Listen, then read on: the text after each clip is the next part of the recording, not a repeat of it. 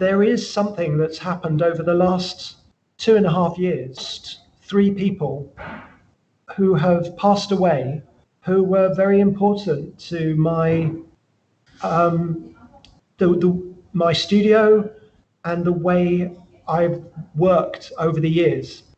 And I thought that maybe if I could talk about 3 other people, not me, it might actually explain a bit more about some of the influences that have really shaped some of the things that we do as a studio. So those 3 people are a man called Sir Terence Conran, a man called Bill Tustin, and a man called Alan Davidson. And I thought that maybe I would start with Sir Terence Conran. And let me just, 1 second. So this is a picture of me and this man who became my mentor eating ice creams that I had designed when I was a student at the Royal College of Art. This in my second ever building project. And when I was growing up, there was the old-fashioned Britain, there was the Victorian influence, and Sir Terence Conran was one of the people who modernized Britain and transformed the landscape of this country, along with people like Sir Norman Foster and Richard Rogers, and who are the architects, and Nicholas Sirota, who set up Tate Modern, and a number of other people in different areas. But he created a company called Habitat, which was the influence for Ingvar Kamprad, who set up IKEA. And he openly said that he got the idea for IKEA from Habitat, that started in the 1960s and was about how you could get design into the most people's homes and lives. And instead of design as something that was very exclusive in a few people's homes, design being affordable and being everywhere. So that democratization had meant a lot to me. And you would go into Habitat and there were always some interesting things and simple things and beauty and ideas. But he seemed to understand how you take an idea but get it to people and make it affordable and achievable. And when I was studying at the Royal College of Art, where I got to meet him, at that time I was a bit frustrated because there were people designing in bubbles, designing what they thought were good buildings or good pieces of furniture or good things, but no one was talking about how do you get that to people, how do you get it to really happen. And I ended up with him. My professor said that he was far too important to speak to me. And so when he came to our course once, I ended up running down the fire stairs after him and so tapped him on the shoulder and said, look, is there any way I could speak to you for 10 minutes? And he was incredibly generous and said, well, here's my business card, come and see me at my offices. And I went there and he spent 3 hours with me and said I could live at his house to build a building. And this was my second building. So this was in 1993 that I was talking to him. And this, so I went to see him and was carrying this model made out of identical components, and I was interested in how you could make a whole building out of only one component. And he let me live at his house, use the workshop that was there, and he then became a real mentor, inspiration, as he has been in Britain. But he passed away this summer and is very lost. He set up the Design Museum in London, And he also revolutionized food in Britain. Food had been not very good and sort of stuck in the past. Britain was not known for having good food. And the restaurants he set up were very influential. And I think by the end of his life, he had really had a very deep, profound effect on a country and actually in the world in the influence he had then on an organization like IKEA. So but he was also very aware of money and how you made something affordable. And I found that really powerful. The next person I thought I would talk about is someone called Bill Tustin. And he, well, the clue is this MIG welding equipment. And this is, my first building, I made it myself, and I actually damaged my eyesight a little bit by welding it without the proper mask that I should have had. And this man,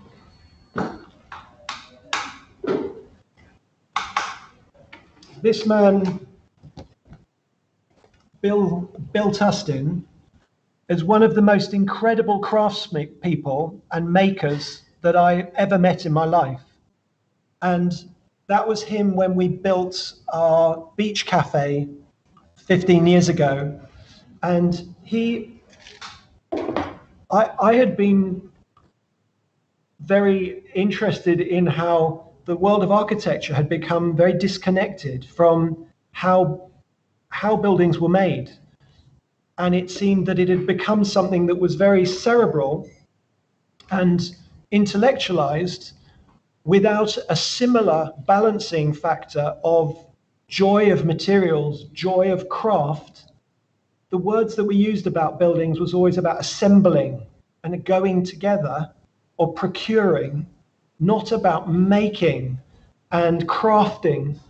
And I had grown up around people who made things, and I found there seemed to be this huge space in the world of architecture for a mindset that was balancing the theoretical and the urbanistic and political and environmental, but with an emotional side that you couldn't build buildings unless you were really interested in the emotional impact that they had on people, which a world of craft could be more connected to. And so Bill Tustin founded a company called Littlehampton Welding, which is a fantastic company. And I first met Bill when we had an idea for a bridge that would roll up into a ball.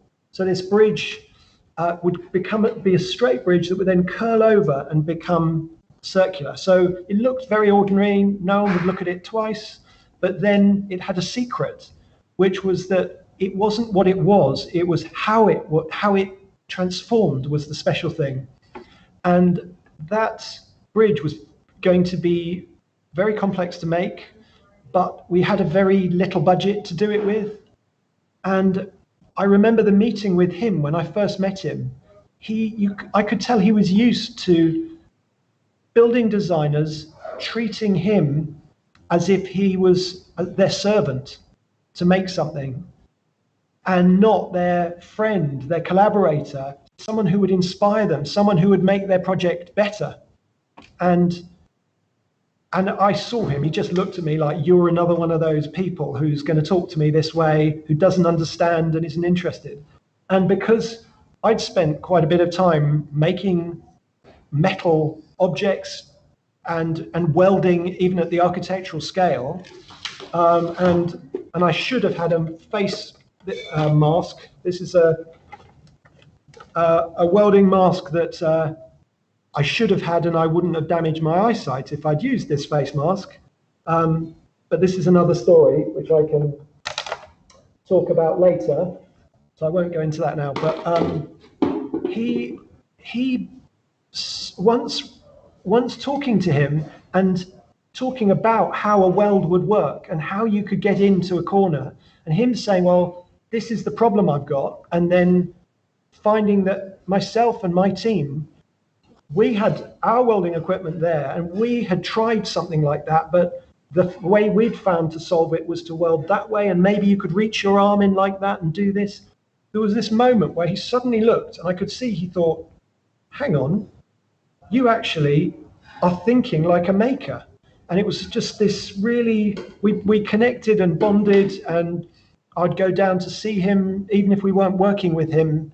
And he built this beach building. He built our rolling bridge. He helped us on lots of things. And he just, every time you spoke to him, it made you more excited by metal, by what was possible, and pushing you to just do more and more. But at the heart of him was a problem solver. He loved to solve a problem.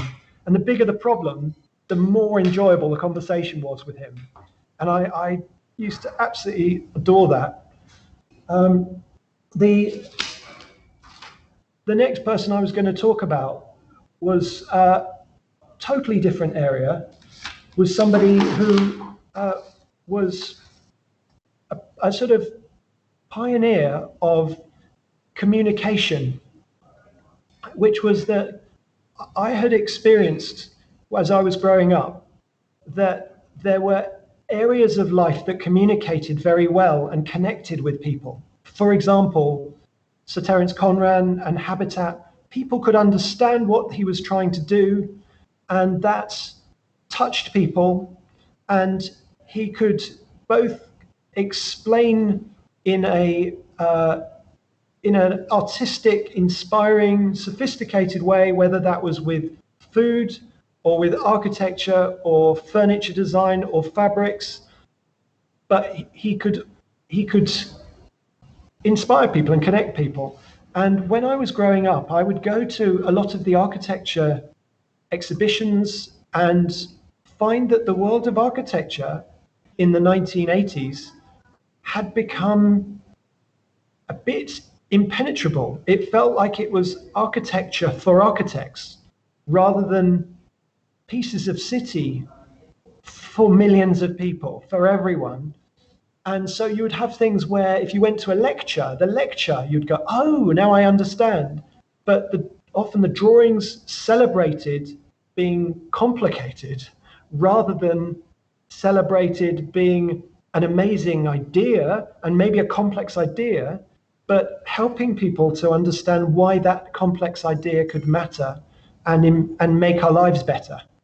And this man called Alan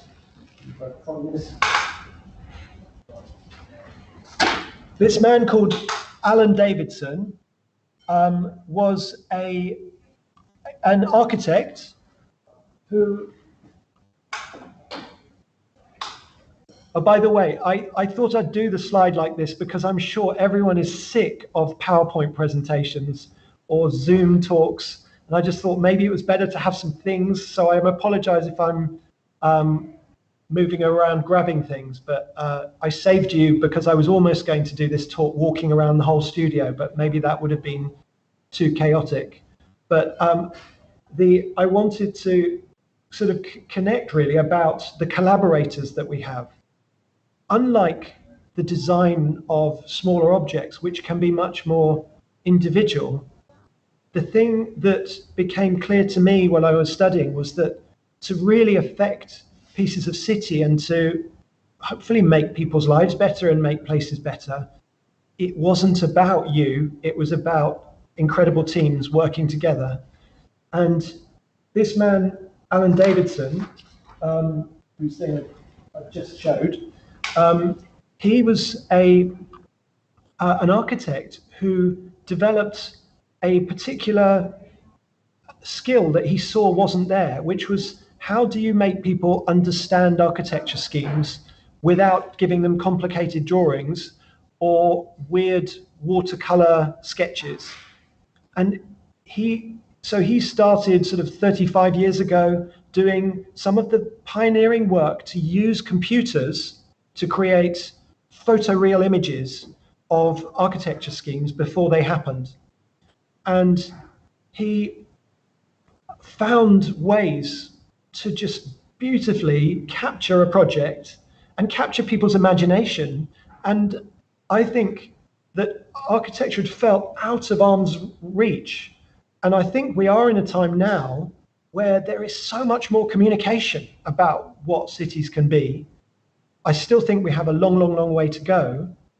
But Hayes Davidson, the company that he started, which grew from him originally working for Lord Rogers, Richard Rogers, and he realized that there was this art he had and skill he had that he then took and grew. And now, I mean, all over the world, there are visualization companies.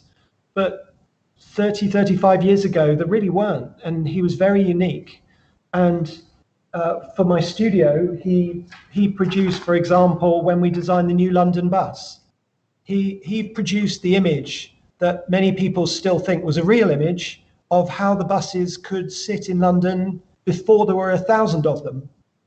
And these images allowed the public to get an idea of what something could be, to be excited by it, and get ready for it, and to help the politicians and manufacturers and the London Transport Authority to all get behind something and allow it to really turn from ideas to reality. So one thing that has always been in my mind has been, how do you take ideas and turn them into a reality?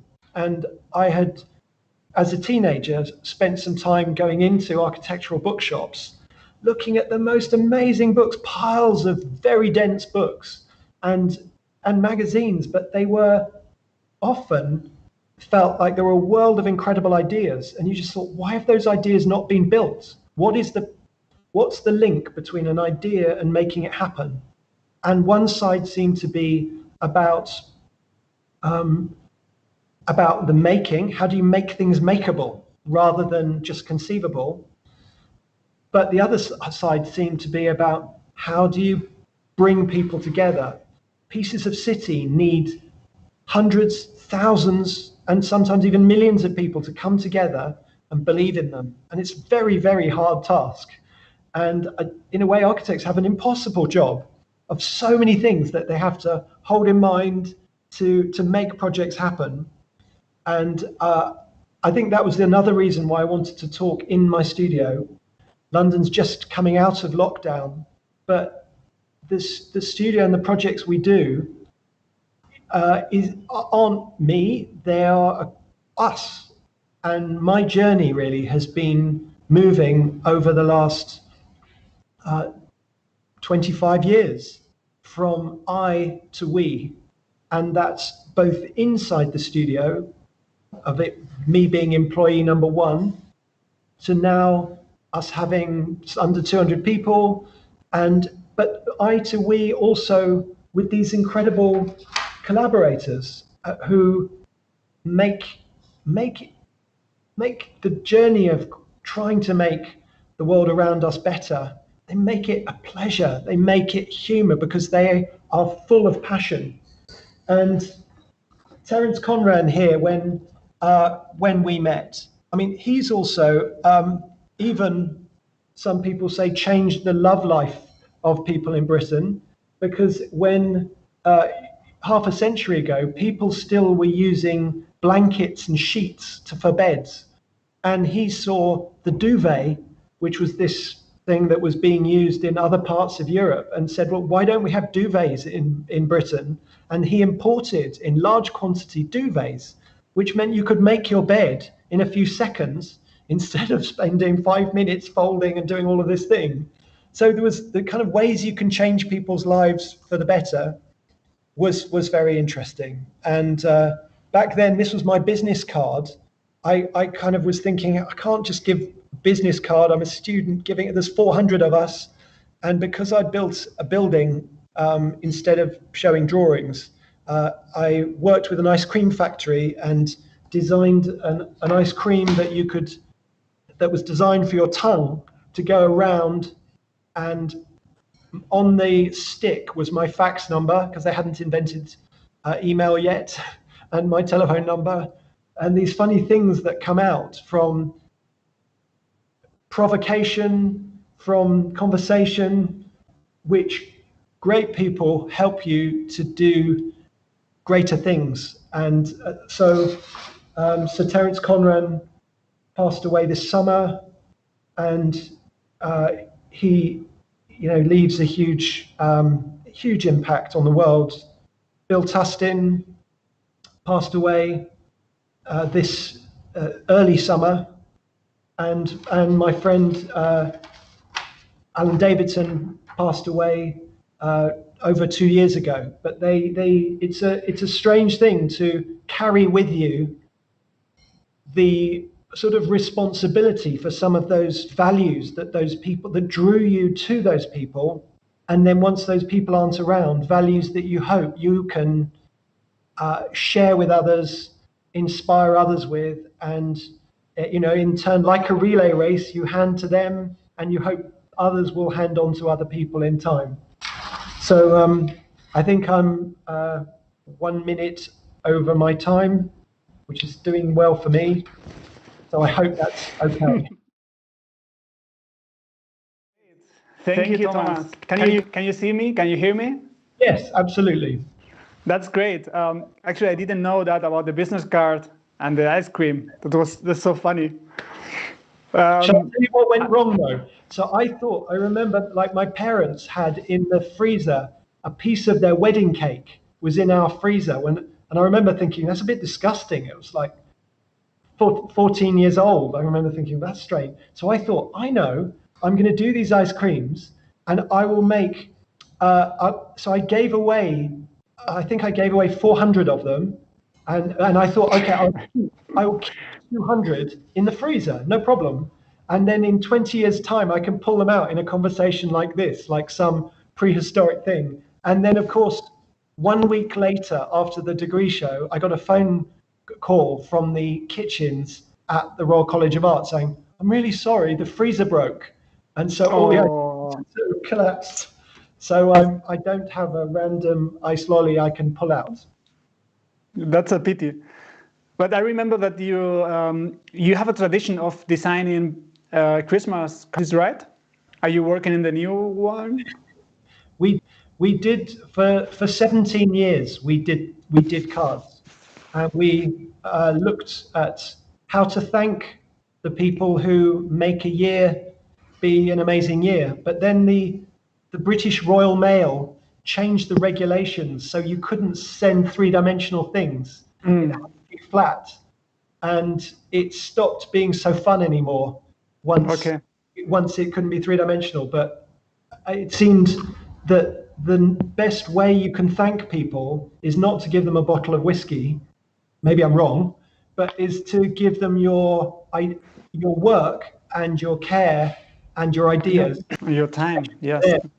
So you get there, and it was a special tradition, and I'm feeling a little bit bad that we don't do it anymore. But there's also, we kind of got to a natural point to stop. It was such an interesting talk mentioning your influence based on those three people. I'm very sorry for your loss. It was amazing to get to know you a little bit better by getting to know who has had an influence on you. You had a big interest and a big curiosity about objects from an early age. How do you continue feeding your curiosity? Well, I think the thing with curiosity is it doesn't need to be fed. Real curiosity feeds itself, because you are always looking for the things that are different. In a way, you're spotting patterns, the pattern of the world around you, and you're spotting the things that break that pattern.